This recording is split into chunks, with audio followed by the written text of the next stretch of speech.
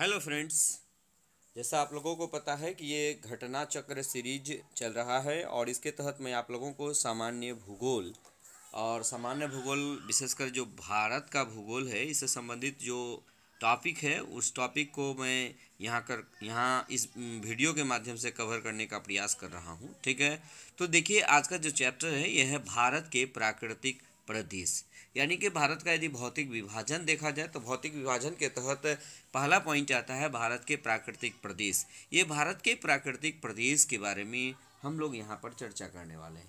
अब जैसे देखिएगा कि ये जो प्राकृतिक प्रदेश है इससे रिलेटेड जो भी प्रश्न होगा पहले हम लोग इसका नोट्स देखेंगे। ठीक है, जैसे देखिएगा कि इसमें देखिए पुरातत्व है ना, पुरा चुंबकत्व अध्ययन की वह शाखा है जो चट्टानों अवसादों के निर्माण के समय संरक्षित गुणों का अध्ययन करती है। ठीक है, अब जैसे देखिएगा पूरा चुंबकत्व क्या है, आपको इससे भी रिलेटेड क्वेश्चन पूछा जा सकता है कि अध्ययन की वह शाखा है जो चट्टानों अवसादों के निर्माण के समय संरक्षित गुणों का अध्ययन करती है, पूरा चुंबकत्व कहलाता है। ठीक है, यानी विज्ञान की यह शाखा प्राचीन भूवैज्ञानिक घटनाओं के अध्ययन में सहायक होती है। पृथ्वी के चुंबकीय क्षेत्र का अध्ययन भी पूरा चुंबकत्व के माध्यम से किया जाता है। ठीक है, अब हम लोग देखते हैं नेक्स्ट। इसमें देखिएगा कि अल्फ्रेड वेगनर के महाद्वीपीय सिद्धांत, देखिए कभी कभी ये क्वेश्चन बहुत ही इंपॉर्टेंट है कि महाद्वीपीय विस्थापन सिद्धांत किसने दिया था, तो अल्फ्रेड वेगनर ने दिया था। ठीक है, अल्फ्रेड वेगनर के महाद्वीपीय विस्थापन सिद्धांत को प्रमाणित करने के लिए भी पूरा चुंबकीय अध्ययन को आधार बनाया गया है। ठीक है, तो ये देखिएगा यानी कि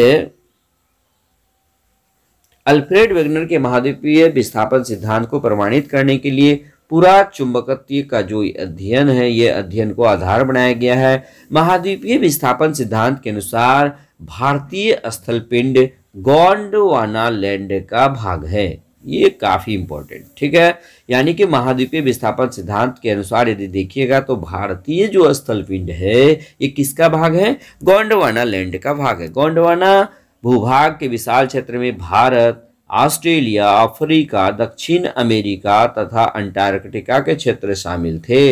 यानी भारत, ऑस्ट्रेलिया, अफ्रीका, दक्षिण अमेरिका और अंटार्कटिका जो है ये किसका क्षेत्र था, गोंडवाना लैंड का। ठीक है, मध्यवर्ती मध्यजीवी कल्प 200 मिलियन वर्ष पूर्व में संवहनीय धाराओं द्वारा गोंडवाना लैंड को अनेक टुकड़ों में विभाजित कर दिया। ठीक है, और इस विभाजन के फलस्वरूप भारतीय प्लेट गोंडवाना भूमि से अलग होने के बाद उत्तर दिशा की ओर विस्थापित होने लगी। उत्तर दिशा की ओर विस्थापन के परिणाम स्वरूप भारतीय प्लेट अपने से अधिक विशाल यूरेशियन प्लेट से टकराई।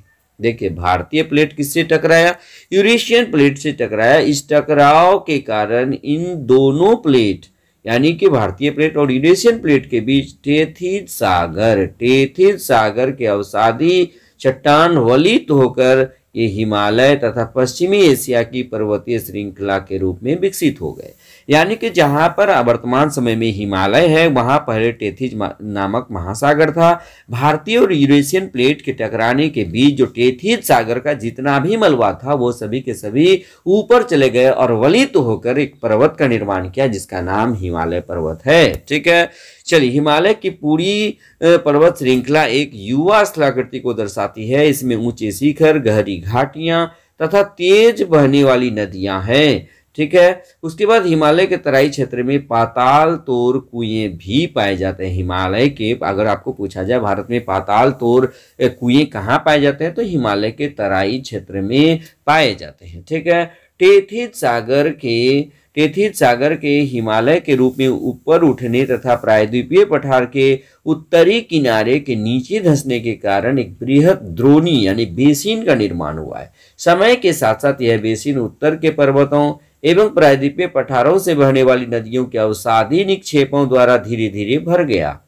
इस प्रकार जलोढ़ निक्षेपों से निर्मित एक विस्तृत समतल भूभाग भारत के उत्तरी मैदान के रूप में विकसित हुआ। किसके रूप में विकसित हो गया, उत्तरी मैदान के रूप में विकसित हो गया। अब हम लोग देखते हैं भूगर्भीय रूप में प्रायद्वीपीय पठार पृथ्वी की सतह का प्राचीनतम भाग है। प्रायद्वीपीय पठार जो है पृथ्वी की सतह का प्राचीनतम जो है भाग है। प्रायद्वीपीय भाग भारत का सर्वाधिक स्थिर भाग है। अगर आपको पूछा जाए भारत का सर्वाधिक स्थिर भाग कौन सा है तो प्रायद्वीपीय भारत, ठीक है। उसके बाद प्रायद्वीपीय पठार आग्नेय तथा रूपांतरित शैलों वाली कम ऊंची, अब जैसे देखिएगा कि इसमें प्रायद्वीपीय पठार आग्नेय तथा रूपांतरित शैलों वाली कम ऊंची पहाड़ियों एवं चौड़ी घाटियों से बना है।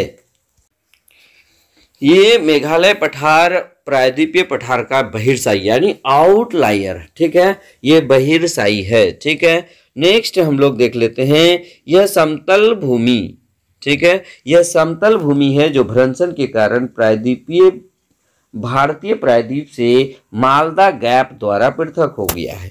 भारत के पश्चिमी तट का निर्माण भूमि के उत्थान एवं निर्गमन से हुआ है। यानी भारत के पश्चिमी तट का जो निर्माण हुआ है ये किससे हुआ है तो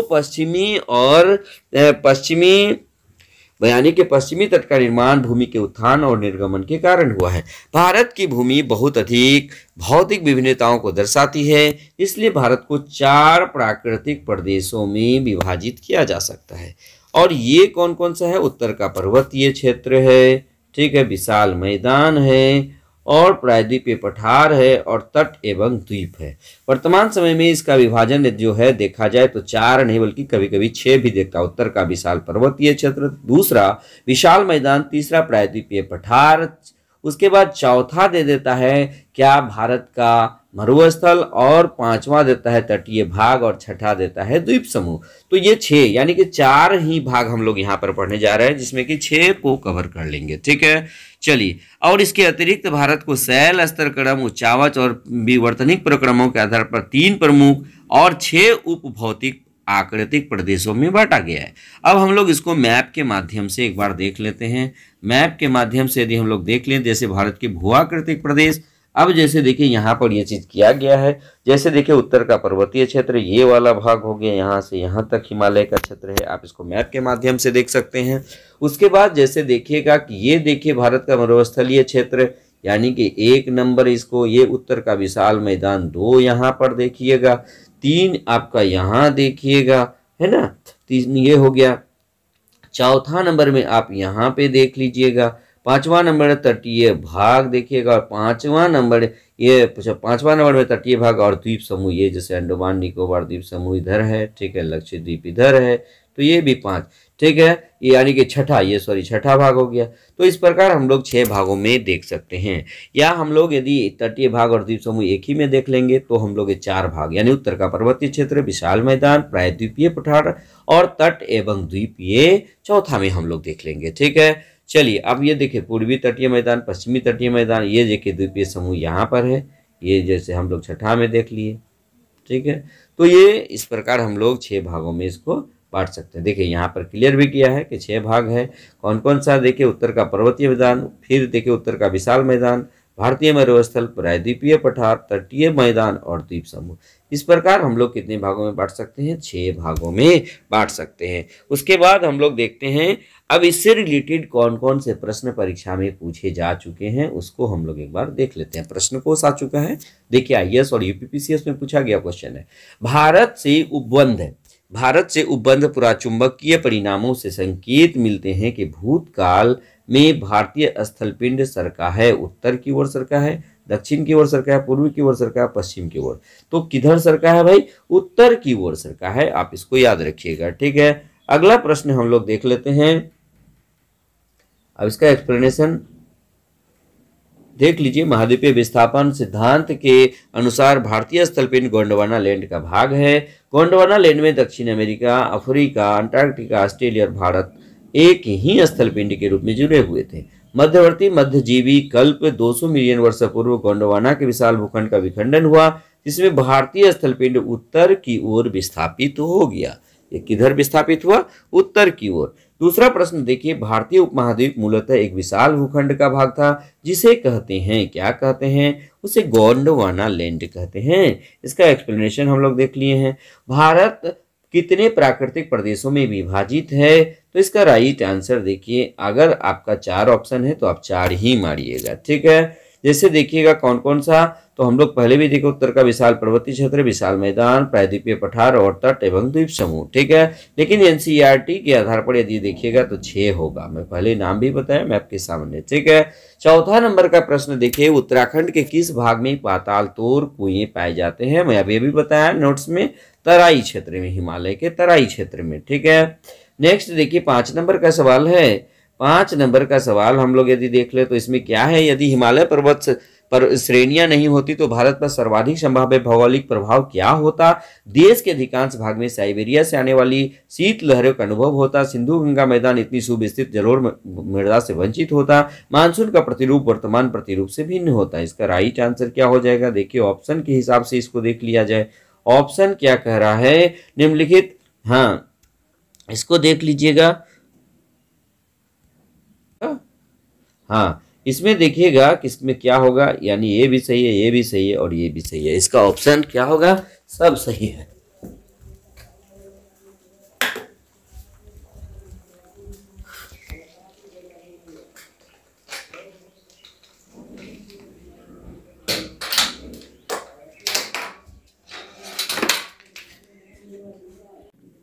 चलिए उसके बाद हम लोग देखते हैं 7 नंबर का सवाल। 7 नंबर का सवाल देखिएगा। 7 नंबर सवाल क्या कह रहा है, निम्न में से कौन सा कथन असत्य है। ए, भूमि के दृष्टि से प्रायद्वीपीय क्षेत्र भारत का सबसे प्राचीन भाग है। बी, हिमालय विश्व में सबसे नवीन वलित पर्वतों को प्रदर्शित करते हैं। भारत के पश्चिमी समुद्र तट का निर्माण नदियों के जमाव क्रिया द्वारा हुआ है। और डी है, भारत में गोंडवाना शिलाओं में कोयले का बृहत्तम भंडार है। इसका राइट आंसर क्या हो जाएगा, सी, यानी भारत के पश्चिमी समुद्र तट का निर्माण नदियों के जमाव क्रिया द्वारा हुआ है, ठीक है। चलिए उसके बाद हम लोग देख लेते हैं 8 नंबर का सवाल। 8 नंबर का सवाल है, सूची 1 को सूची 2 से सुमेलित करना है। सूची 1 में क्या दिया है, दक्कन ट्रैप, उसके बाद ए पश्चिमी घाट। इसमें देख लीजिए इसका राइट आंसर क्या हो जाएगा, बी हो जाएगा, यानी ए का 3 हो जाएगा। ए का 3 यानी कि दक्कन ट्रैप हो जाएगा, इसका 3 यानी क्रिटेशियस, ए का 3। उसके बाद देखिएगा 2 यानी बी नंबर का देखिएगा 1 यानी कि उत्तर नूतन, इसका क्या हो जाएगा, 1 हो जाएगा। सी का यदि देख लेंगे तो सी का 2 हो जाएगा, यानी प्री कैम्ब्रियन हो जाए, नर्मदा ताप्ती जलोढ़ निक्षेप, ये हो जाएगा 5, यानी कि ये हो जाएगा अत्यंत नूतन, ठीक है। उसके बाद देखिएगा 9 नंबर का सवाल देखिएगा, केरल का कुट्टानाड प्रसिद्ध है मीठे पानी के झील के लिए। बी, भारत का न्यूनतम, ठीक है, भारत का न्यूनतम जो है ऊंचाई वाला क्षेत्र एक प्रवाल द्वीप के लिए, भारत के सबसे पश्चिम में स्थित बिंदु के लिए। तो इसका राइट आंसर होगा, भारत का न्यूनतम ऊंचाई वाला क्षेत्र है केरल का कुट्टानाड, ठीक है। नेक्स्ट देखिएगा, अब देखिए 10 नंबर का सवाल देखिए। 10 नंबर का सवाल आपका क्या कर रहा है, निम्नलिखित में से कौन सा मरुस्थल, निम्नलिखित में से कौन सा मरुस्थल है। ए, सिंधु क्षेत्र, बी, गंगा क्षेत्र, सी, असम क्षेत्र और डी, मध्य भारत क्षेत्र। तो इसका राइट आंसर होगा सिंधु क्षेत्र, ठीक है। 11 नंबर का सवाल देख लीजिए, देखिए इसका थोड़ा एक्सप्लेनेशन देखिए। भारत का विशाल मरुस्थलीय भाग थार का मरुस्थल है, जिसका विस्तार भारत के राजस्थान राज्य तथा पाकिस्तान में है। 2 लाख वर्ग किलोमीटर विस्तारित इस क्षेत्र के पश्चिम में सिंधु द्वारा सिंचित क्षेत्र है।